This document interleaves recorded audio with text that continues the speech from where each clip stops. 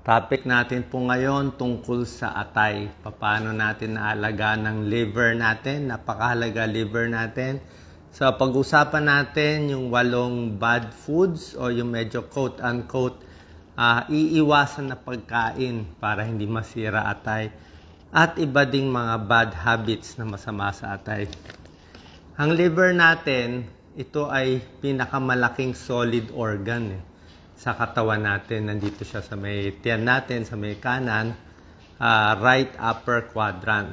Trabaho niya mag-filter ng mga dumi, tanggalin yung mga toxins sa katawan. So, pinaprocess din niya nutrients. Kaya nga tinawag na liver para mabuhay. Okay?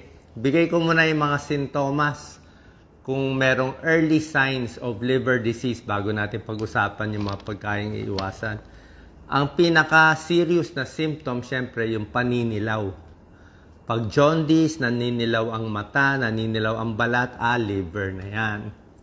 Pero yung umpisa, parang lagi lang may sakit, hindi makatulog, fatigue, nanghihina. Pag medyo serious na, yung ihi, nag-iiba na yung kulay, nagiging very dark yellow, sumasakit na ang tiyan, lumalaki kasi dito sa may liver, sa may kanan, nagsuswelling. Minsan may konting manas sa paa, pero more yung tiyan ang nagmamanas.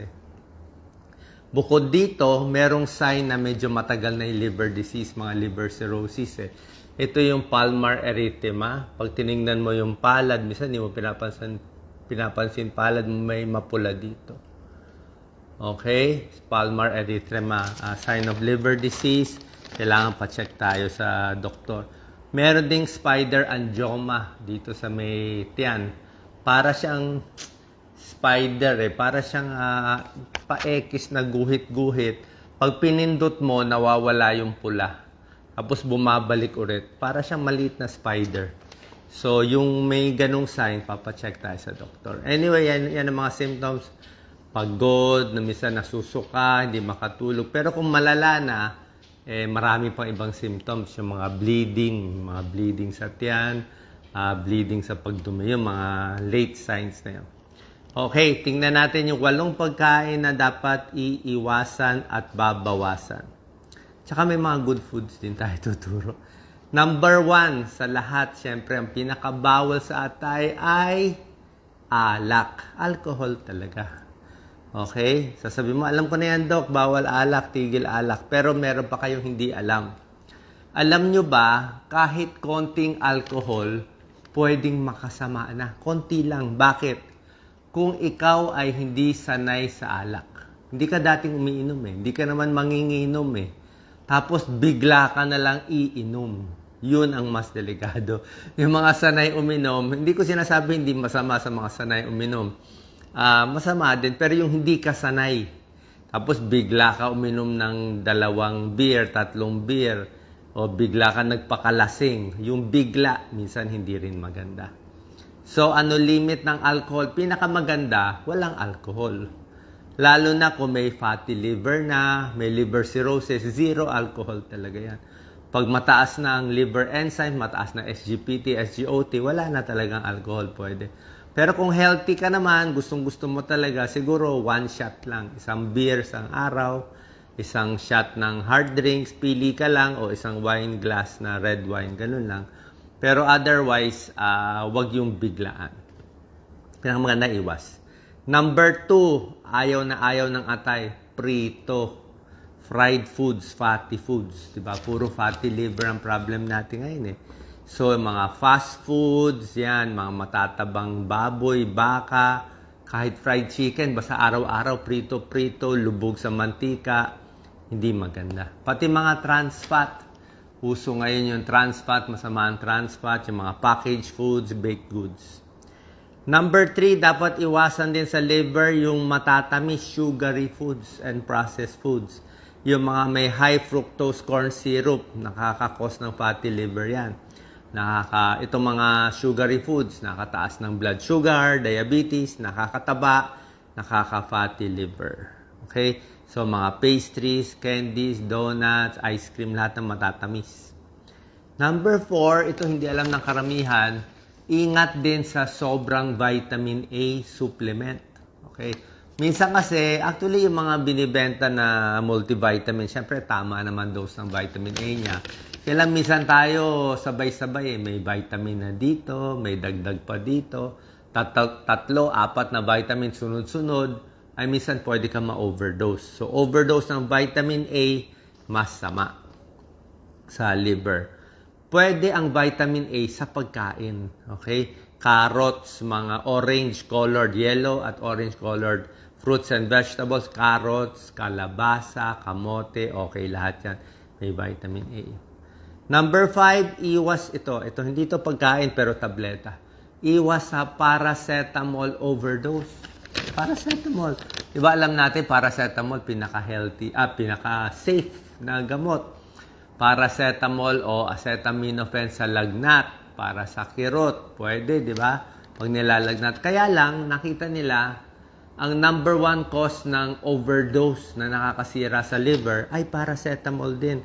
Kasi nga, very available eh. Lahat ng bahay may paracetamol. So, dahil ang bilis makuha ng bata, pag nasobrahan ka ng paracetamol, lagot ang atay. So, dapat normal dose lang sa bata. Siguro every 4 hours or at least, siguro pinaka-maximum 4 times a day, 1 tablet, ganun lang. Okay? Number 6, soft drinks. Matatamis, sweet drinks. Nako, masama sa atay yan. Non-alcoholic fatty liver disease. So, soft drinks, iced tea, mga bottled na may added sugar, hindi rin maganda. Okay? Artificial sweetener, hindi rin maganda. Oo, may pag-aaral yung mga artificial sweetener. O, ilinaw ko lang para sa paracetamol. Sa normal dose, okay siya. Ang problema nga, laging available sa bahay. Baka merong makakuha, maka-overdose. Mabilis ma-overdose. Kasi nga, wala naman talaga 100% safe. Basta na-over, hindi maganda. Yung vitamin A, sabi ko, pag na-over, hindi rin maganda. Number 7, ito, mag-ingat sa hindi nalinis na mga gulay at prutas. Diba? Minsan may fertilizer, may pesticide, diba? So, yung mga na-contaminate na hindi nalinis na prutas, hindi nalinis na gulay, pwedeng makasira sa atay. Kung may mga toxins kasi yan na masama sa liver. So, dapat hugasan maigi, tsaka niluluto din kung gulay. Number 8, bawal sa fatty liver yung pagiging mataba, overweight. So, pag overweight ka, sobra sa pagkain, malaki ang tiyan, nagkaka-diabetes, ay hindi maganda sa liver, magkukos ng fatty liver disease. Basically, mga processed foods, supermarket, mga packaged foods, mga fast food, kailangan bawasan. Okay? Sabihin mo, Doc, wala na ako makain dyan sa lista mo. Actually, may mga good foods Ililista ko lang konti ng mga good foods. Number 1, oatmeal, good food yan. Di ba? Baba cholesterol mo, baba liver disease. Number 2, maganda, broccoli. Broccoli, cabbage, cauliflower, kale, lahat yan, napakaganda. Iwas fatty liver disease. Number 3, spinach. Spinach, yung spinach ni Papay, may glutathione yan. Natural glutathione, maganda sa liver. Number 4, yung mga berries, strawberry, blueberry, wala tayong blueberry. Strawberry, blueberry, may polyphenols, antioxidant, may mga pag-aaral yan. Bawas sa liver disease. Number 5, green tea. Green tea, maganda. Sa lahat ng tsaa, ang green tea, maraming antioxidants para sa fatty liver at liver disease. Number 6, grapes, ubas na kulay pula. Red, black, or purple grapes, mas maganda. Less inflammation, less cell damage, more antioxidant ang dark-colored grapes. Number 7, mani. Basta malinis, safe ang mani, huwag masyadong maalat, maraming antioxidant, vitamin E. Number 8, fatty fish. Maganda. Marami tayong fatty fish sa Pilipinas. Tanigi, tulingan, yan, tambakol, tawilis, dilis, tuna, sardinas. Yung bangus, hindi ganun kapati. Pero ito lagi niluluto ni Doc Lisa. Tanigi, tulingan, tambakol, dilis, pwede rin. Tuna, wag lang masyado marami. Medyo malaki kasi yung tuna. So, pwede to. Fatty fish, may omega-3 fatty acids, good for the liver. Number 9, magugulat kayo, konting kape. Okay ang kape. 2 tasa. Pero 2 cups lang ng black coffee. May antioxidant, may glutathione.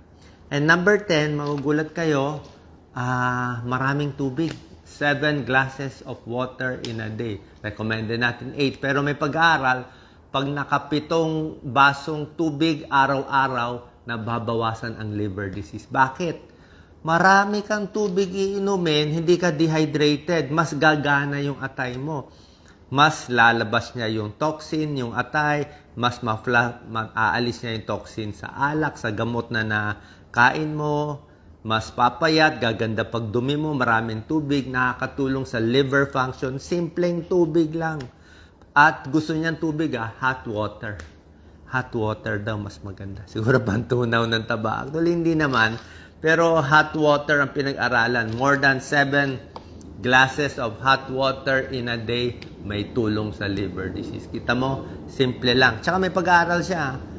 European Journal of Clinical Medicine 2021. Napatunayan yan sa gano'ng karami itong pasyente. Ang dami, 16,000 patients pinag-aralan nila. So yung mga big study, proven, tubig talaga maganda. So sana po nakatulong to para alagaan natin. Basically ang tubig, maganda pala sa liver, maganda sa kidneys ang tubig, maganda sa balat ang tubig, maganda sa utak, pampabuhay. Salamat po. Share po natin.